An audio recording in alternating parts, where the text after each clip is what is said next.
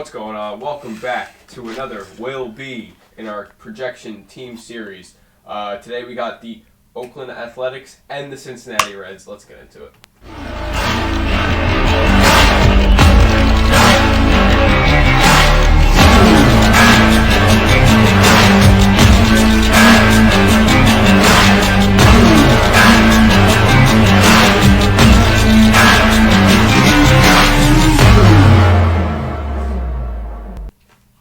What is going on? Welcome back to normal baseball.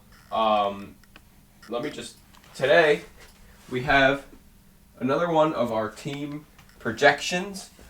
Will Be is what we're calling them in our Will Be series. I gotta move this camera down. Apologies. Does not move. Okay, wow, alright. This episode is just off to a wacky start. This last 45 minutes have been wacky. Yeah. So today what we're going to do is a joint episode for reasons none other than that both of these teams are very boring. And hard to talk about. And very hard to talk about because, well, the Cincinnati Reds, they got rid of people, and the Athletics got rid of people and got no one back. Yeah. They're both going to be very bad teams next year. Which is sad to say.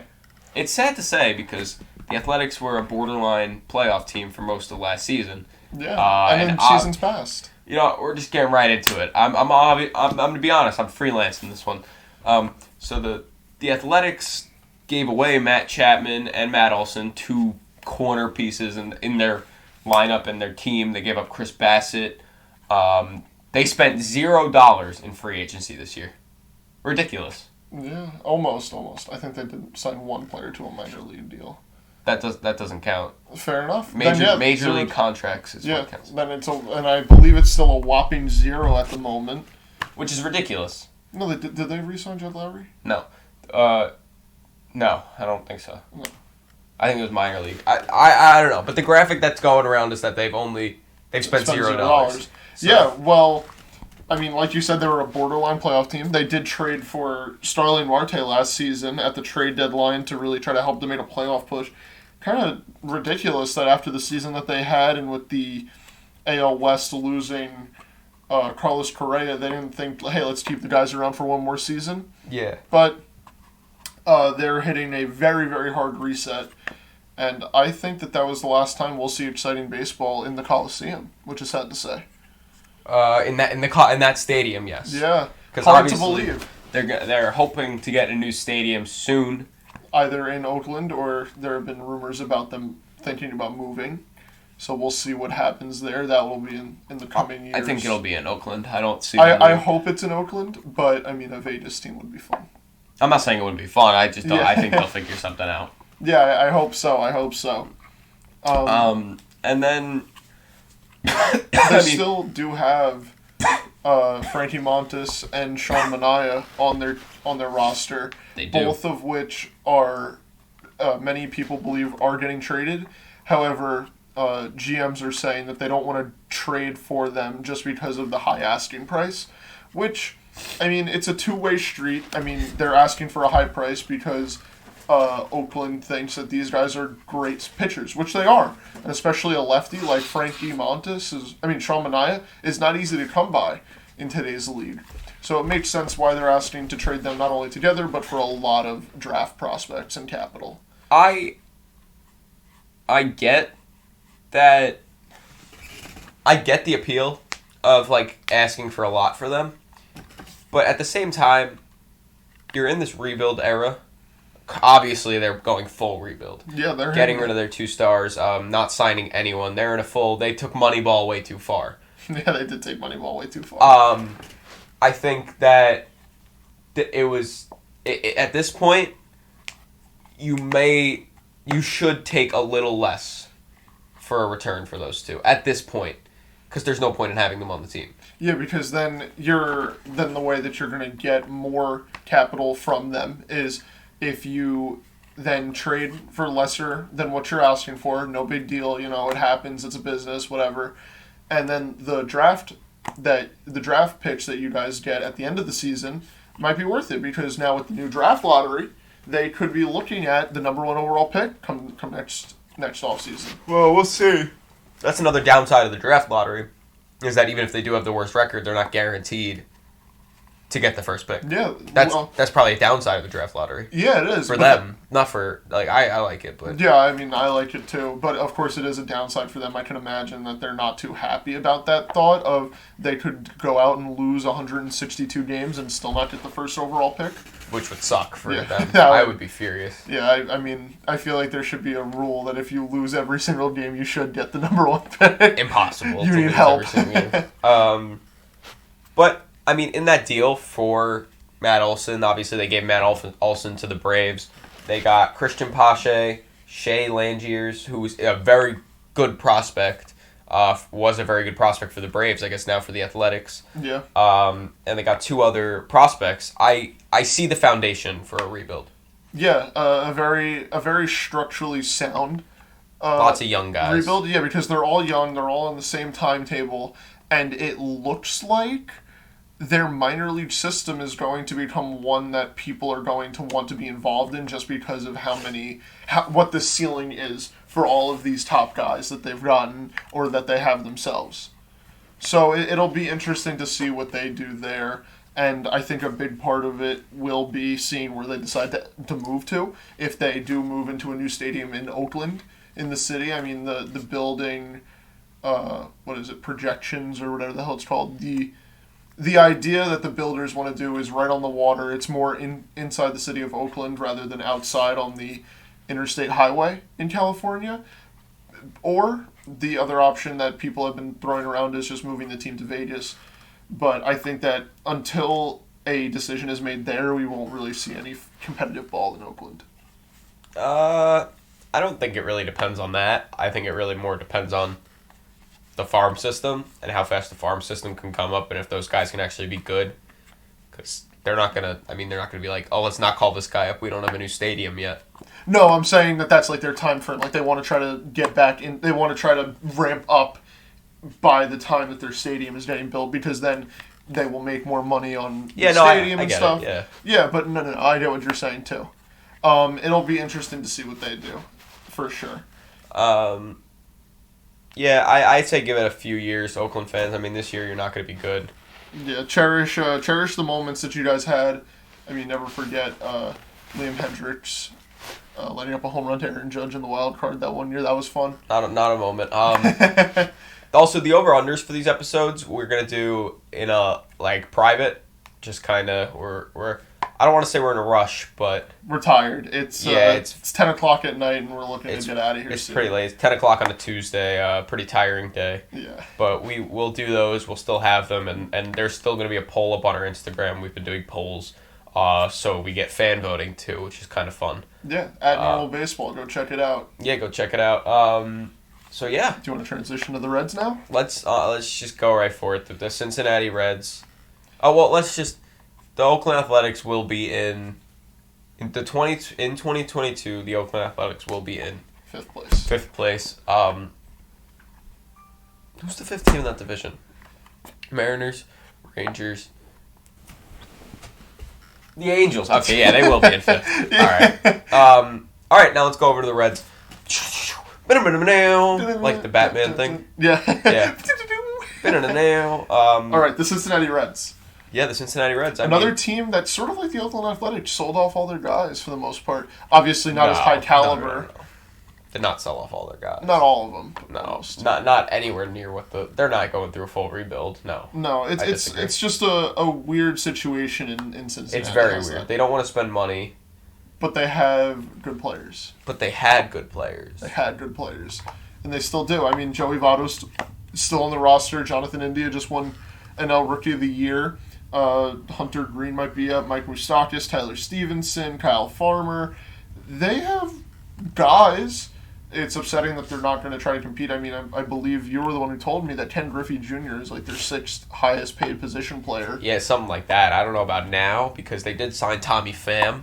But obviously the big losses here are Winker, who they traded away, Suarez, who they traded away, and Castellanos, who they lost to the Phillies.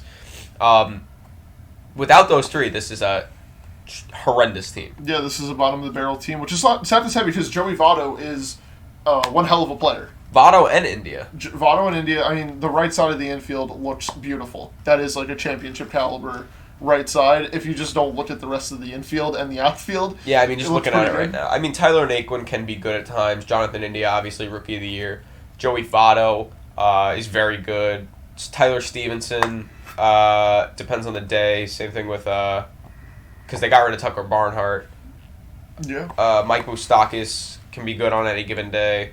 Tommy Pham is a good all-around player, I'd say. Mm-hmm. Colin Moran is a Pirate. Kyle Farmer exists. And Nick Senzel also exists. Yeah, believe it or not, they are baseball players. They are. They do play for the Reds. Yeah, no one knows if they'll... they signed Donovan Solano. Like, there's just, like, a bunch of random guys on this team. Like, I don't want to say random, but there's, like... You know the names, but, like, when you look at the lineup, you're like, that's not a competing lineup. Yeah, which is sad to say because as much as the NL Central is top-heavy, it sort of feels like it's anybody's race, but then again, it is before opening day when I'm saying that. So you never know, because if they kept the same team, like if everybody stayed and they worked on trying to sign a couple pitchers or signing another outfielder or something, I could be saying that they could take the second NL wildcard spot, you know? Mm-hmm. It's an interesting dynamic because the Reds could have either gone up really high or down really low from where they were last season, and it looks like they chose to go down. Yeah, I think the Castellanos walking was kind of the end-all, be-all for the Reds. That was they were like, that's it. I mean, they knew it was going to happen, but... Yeah, I mean, I doubt that Nick Castellanos would have wanted to stay. I mean, he didn't seem that Cincinnati was his place. It looks like now he's in Philadelphia. It looks like he's going to have quite the season so far. And just in spring training, it looks like he's excited to be a Philly. Yeah, no, I'm glad for him. I mean, I'm not a Reds fan, so it's not heartbreaking for me. Yeah, of course. It's good for the Phillies, but we'll get to that in a future episode. Yeah.